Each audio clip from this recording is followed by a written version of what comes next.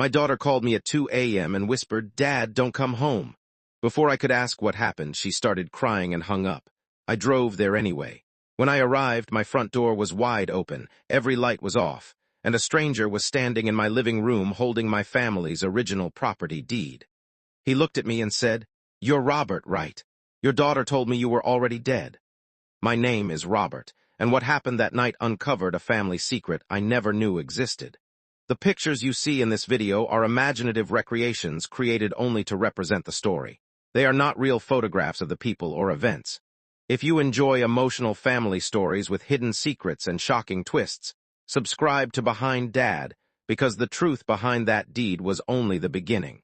My daughter Emily had always been the child I worried about most. Not because she was bad, but because she trusted people too easily. After my wife Susan died, Emily became the person who checked on me every few days. At least that's what I believed. That night when I heard her crying on the phone, every instinct in me screamed that something was wrong. I drove through empty streets, wondering why she had told me not to come home. When I reached the house, the front door was unlocked. That alone terrified me. I stepped inside and called her name. No answer. Then I saw the stranger. He was standing beside my father's old wooden cabinet, holding the original deed to my house. I asked him who he was. He didn't answer immediately. Instead, he looked at the deed and said, "This property was supposed to be transferred tonight." I felt my stomach drop. "Transferred to whom?" He looked toward the hallway. "Your daughter." I couldn't believe it. Emily had never mentioned selling or transferring my home. Then the stranger handed me another paper. It was a legal transfer document. My name was printed across the top, but beneath it was a signature that looked exactly like mine. I stared at it. I had never signed that document. The stranger suddenly looked nervous. "Mr. Hayes," he said, "I think somebody has been lying to both of us." Before I could ask who, I heard footsteps upstairs. Someone was still inside my house. I slowly looked toward the staircase. The footsteps stopped. For a few seconds, nobody moved. The stranger tightened his grip on the deed and whispered, "Maybe we should leave." I shook my head. "Not until I know where my daughter is." I called Emily again. Her phone rang somewhere upstairs. Then I heard her voice.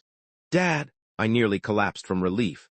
She came down the stairs looking terrified. Her hair was messy, her eyes were red, and she was holding a small black bag against her chest. I asked why she had called me and told me not to come home. She looked at the stranger, then she looked at the deed. Her face went completely pale. "Dad," she whispered, "he wasn't supposed to be here." The stranger immediately stepped forward. "You told me the house was yours." Emily shook her head. "I never said that." I felt anger building inside me. I asked both of them to sit down. The stranger introduced himself as Victor. He said he was a property investor. Emily had contacted him several weeks earlier, claiming she had legal authority to transfer my house. I turned toward my daughter. "Why?" She started crying. "I was trying to save you." Those words confused me. She explained that someone had been threatening her. They had old photographs, financial records, and private information about our family. They told her that if she didn't help them get the house, they would expose something Susan had hidden before she died. I felt my heart tighten at my wife's name. "What did your mother hide?" Emily didn't answer. Instead, she opened the black bag. Inside was a stack of old letters. Every envelope had Susan's handwriting. I picked up the first one. Emily grabbed my hand. "Dad, please don't read those." I stared at her. "Why?" She started crying again. "Because Mom wrote them for you." The room became silent. I opened the first envelope. The first sentence said, "Robert, if Emily ever brings a stranger into our home, you need to know what I discovered about your father." My hands went numb. My father had been dead for 20 years. And suddenly, the house wasn't just about my daughter. It was connected to a secret that had started before I was even born. I read the letter twice because I couldn't believe what I was seeing. Susan wrote that years before we married, my father had placed the house in a private family trust. I had always believed the property belonged to him, then to me after his death. But according to Susan, there was another beneficiary. My stomach tightened. The beneficiary was my father's younger brother, Thomas. I barely remembered him. He had disappeared from our family when I was a teenager after a terrible argument with my father. Nobody ever explained what happened. Susan had spent months searching for the truth. She discovered that Thomas believed my father had stolen money from him and used it to purchase the property. The original deed was evidence of where the money came from. That explained why Victor had been holding it. But it didn't explain Emily. I looked at my daughter and asked, "How did you get involved?" she finally confessed. A man had contacted her claiming to represent Thomas's family. He told her the house legally belonged to them and threatened to take her to court unless she helped transfer it. Emily panicked. Instead of telling me, she tried to solve everything herself. She contacted Victor, hoping to arrange a temporary sale and use the money to settle the dispute. I couldn't believe what I was hearing. "You were going to sell my house without telling me?" She covered her face. "I thought I could fix it before you found out." I felt betrayed, but I could also see the fear in her eyes. Then Victor interrupted. "There's something you both need to know." He opened the deed again. "There is a second page." I stared at him. He carefully unfolded it. At the bottom was my father's signature, but beside it was another name, Thomas Hayes.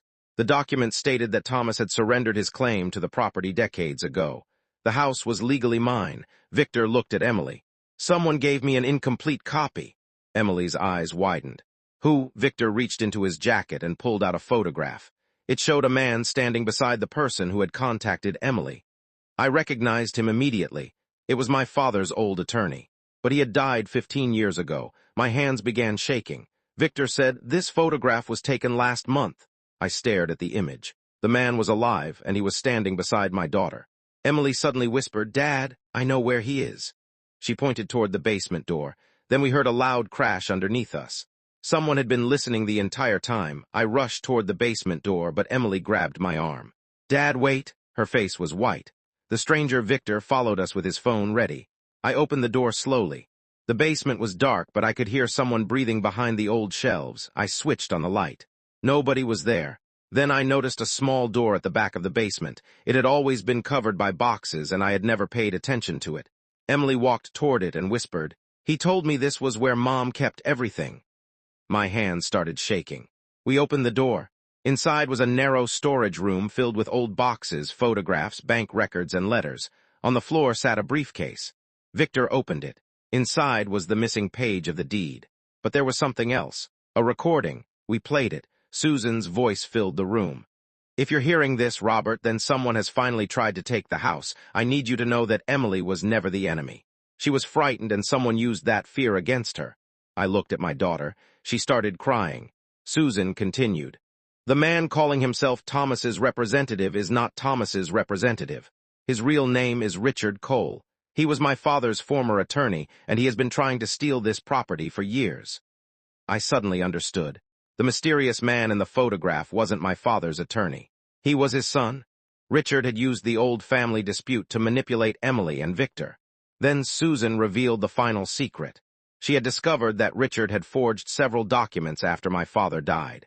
She had hidden the original deed and evidence inside our basement because she knew he would eventually come back. The stranger at my house hadn't been there to steal from me. Victor had been tricked too. The police arrived shortly afterward. Richard was arrested after officers found additional forged documents at a nearby office.